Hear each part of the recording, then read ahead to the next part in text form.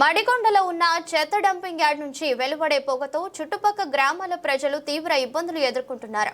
వాయు కాలుష్యం, జల కాలుష్యం, వ్యర్థాల నుండి వచ్చే దుర్వాసనతో డంపింగ్ యార్డ్ చుట్టుపక్కల ఉన్న గ్రామాల ప్రజలు అనారోగ్య పాలనవుతూ సతమతమవుతున్నారు. మడికొండ ప్రాంతంలో సమస్యల వలయంగా మారిన చెత్త డంపింగ్ యార్డుపై ఎస్6 న్యూస్ అందిస్తున్న ప్రత్యేక కథనం.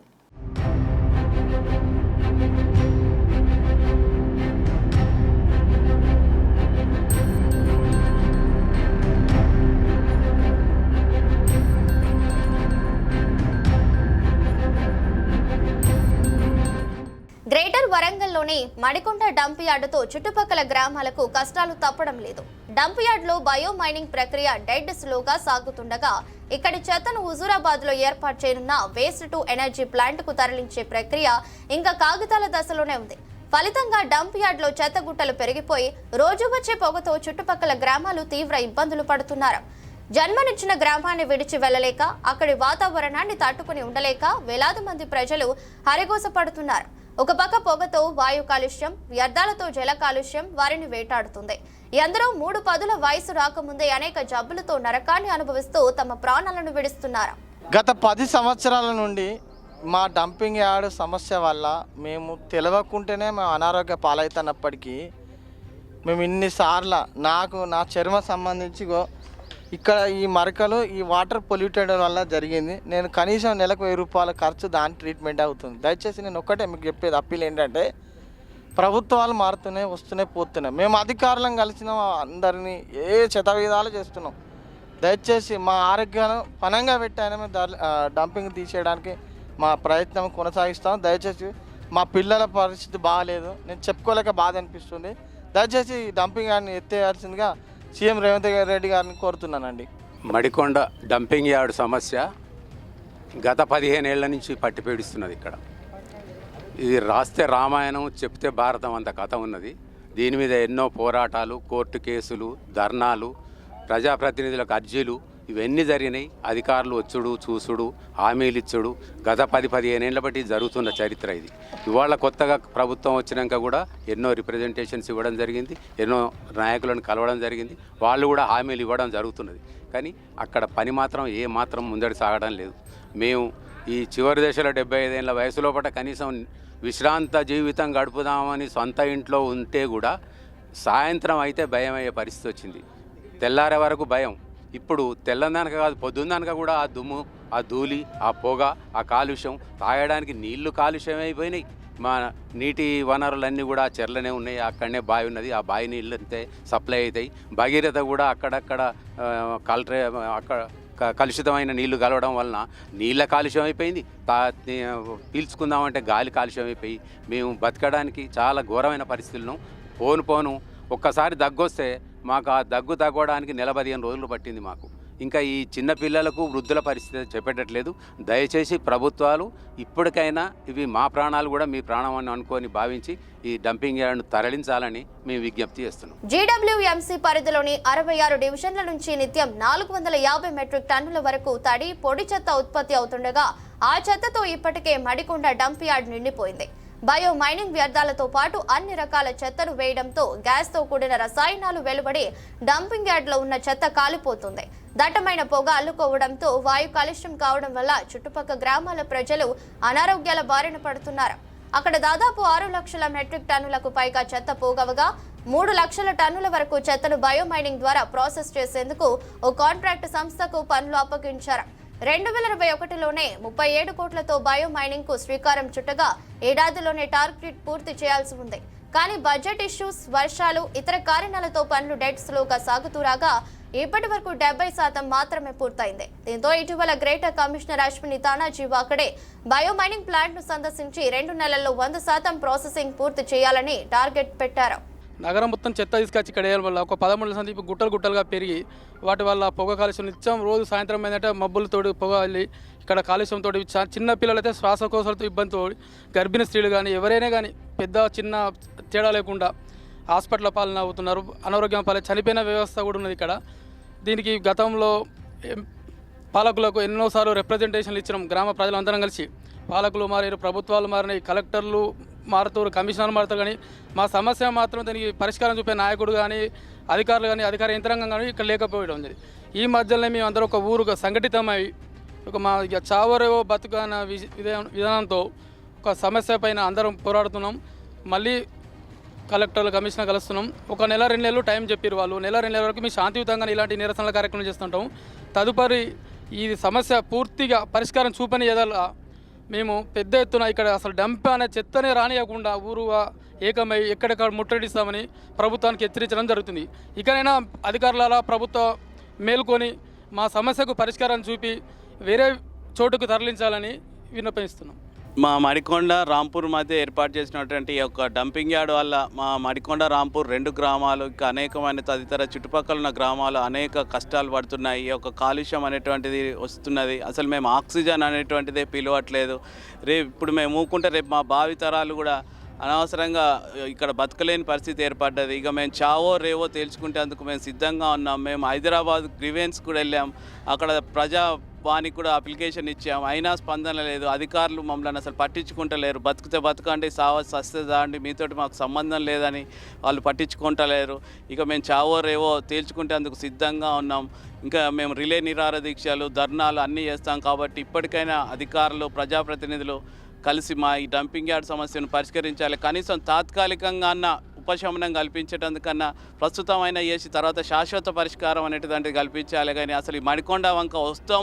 మేము కలెక్టర్ గారు కూడా మొన్న పోయి మేము అప్లికేషన్ ఇస్తే మేము త్వరలో వచ్చేస్తాను, నేను వచ్చి డంపింగ్ చూస్తా అన్నది. ఇంతవరకు కూడా కలెక్టర్ గారు అసలు మడికొండకు వచ్చింది లేదు, చూసింది లేదు. మొన్న ఏంటంటే ఈ జంతు కరేబరాలు, ఈ కోళ్ళ వ్యాధులు వస్తుంటే ఆ వ్యాధుల యొక్క ముక్కలు అన్నటువంటి అవి కూడా తీసుకొచ్చి ఇక్కడనే పడేస్తున్నారు.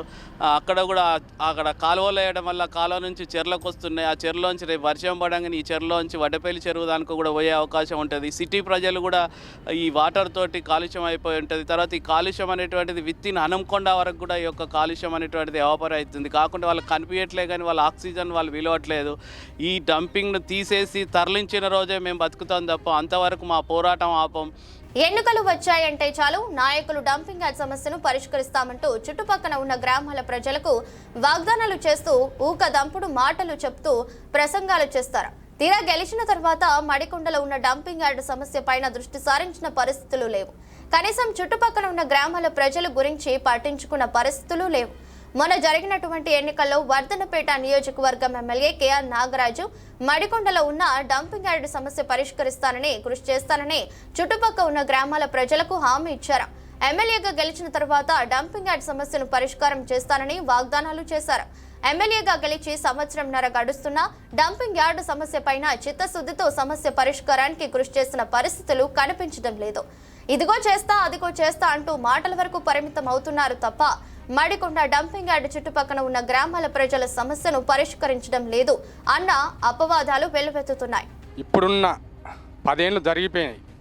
ఇప్పుడున్న ఎమ్మెల్యే సుధా ఎలక్షన్ల మూమెంట్లో డంపింగ్ యార్డ్ తరలిస్తాం, అంబేద్కర్ సాక్షిగా వాళ్ళు ప్రమాణం చేసి మాకు ప్రజలను ఓటు బ్యాంకంగా వాడుకుంటున్నారా తప్ప మా సమస్యను ఎవరు పరిష్కరించలేము. ఆఖరి కలెక్టర్ గారికి, మున్సిపల్ కమిషనర్ గారికి, మొన్న మున్సిపల్ కమిషనర్ను ఆ మున్సిపల్ నుంచి వచ్చిన అధికారులు సుధా మమ్మల్ని 3 నెలల టైం అడిగారు. ఆ 3 నెలల టైం అయిపోయింది. నిన్నగాక మొన్న జరిగిన విషయం, కంటైనర్ల సిమెంట్ సినిమా చూసినాం. ఆస్ట్రేలియా నుంచి వెళ్ళి టాప్ డేట్ పెడతాడని తెచ్చి ఒక డంపింగ్ యార్డ్లో పోయడం వల్ల అక్కడ పిల్లలు శ్వాసకోశ సంబంధించి ఆ వాసనకు ఎట్లా స్మెల్ అయ్యి హాస్పిటల్లో పాలయ్యారో వాటిని ఇప్పుడు బర్డ్ ఫ్లూ సంబంధించిన కోళ్ళని తెచ్చి హైదరాబాద్ నుంచి వెళ్ళి మళ్ళీ ఇక్కడ లోకల్లో కాదు, ఈ వరంగల్ కార్పొరేషన్ తరఫున వచ్చిన చెత్త చెదరం కాదు, అది హైదరాబాద్ నుంచి వెళ్ళి తెచ్చి మడికొండ డంపింగ్ యార్డ్లో వేయడం అంటే అధికారులు ఎంత నెగ్లెక్ట్ చేస్తారన్నది ఈ గవర్నమెంట్ చర్య తీసుకోవాలని కోరుకుంటున్నాం. రాజకీయ నాయకులకు, అధికారులకు వినతి పత్రం ఇచ్చినా కూడా స్పందిస్తలేరు. వాళ్ళు 3 నెలల వాయిదా పెట్టిండ్రు. ఇక ఇప్పటికే గ్రామస్తులు బాగా కోపం మీద ఉన్నారు, బాగా తీవ్ర ఉధృతం చేసినారు. ధర్నాలు, రాస్తారోకోలు, రిలే దీక్షలు చేసేటట్టున్నాం. ఇప్పుడు ప్రజెంట్ ఏంటంటే వచ్చే డస్టును ఆపి దాన్ని ప్రత్యామ్నాయంగా ఏర్పాటు చేసి ఉన్న డంపింగ్ యార్డును ఎత్తేయాలని గ్రామస్తులు బాగా కోరుకుంటున్నారు. దీనికి ఈ మధ్యలో ఈ వారం 2 వారాలలో ధర్నా లేడీస్ జెంట్స్ మొత్తం కలిపి ఊరంతా కలిపి ధర్నా చేసేటట్టున్నాం. ధర్నాతో పాటు అన్నదాన కార్యక్రమం కూడా అది అయిపోగానే రిలే రిలాక్సాలు కులాల వారీగా రిలే రిలాక్సాలు చేస్తున్నాం. ఇది గవర్నమెంట్కు హెచ్చరిక.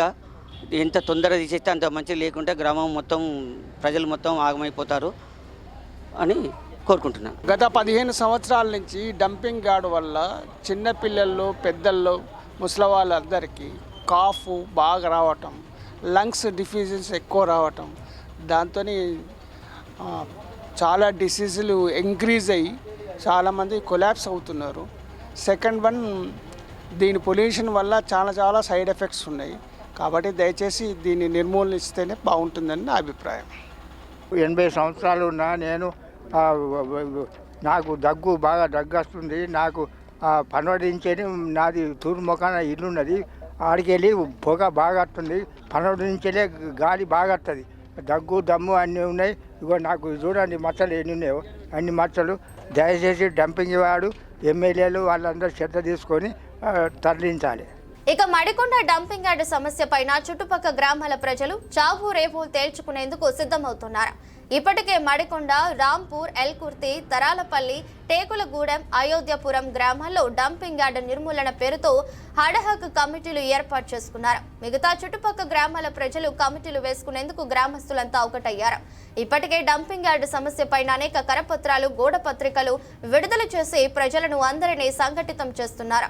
రానున్న రోజుల్లో డంపింగ్ యార్డ్ సమస్య పరిష్కారం కోసం ప్రభుత్వ కార్యాలయాల ఎదుట దీక్షలు చేపట్టేందుకు సిద్ధమవుతున్నారు. మంత్రులు, ఎమ్మెల్యేల ఇంటి ముందట రిలే దీక్షలు, నిరసన కార్యక్రమాలకు గ్రామాల ప్రజలు కార్యాచరణ రూపొందిస్తున్నారు.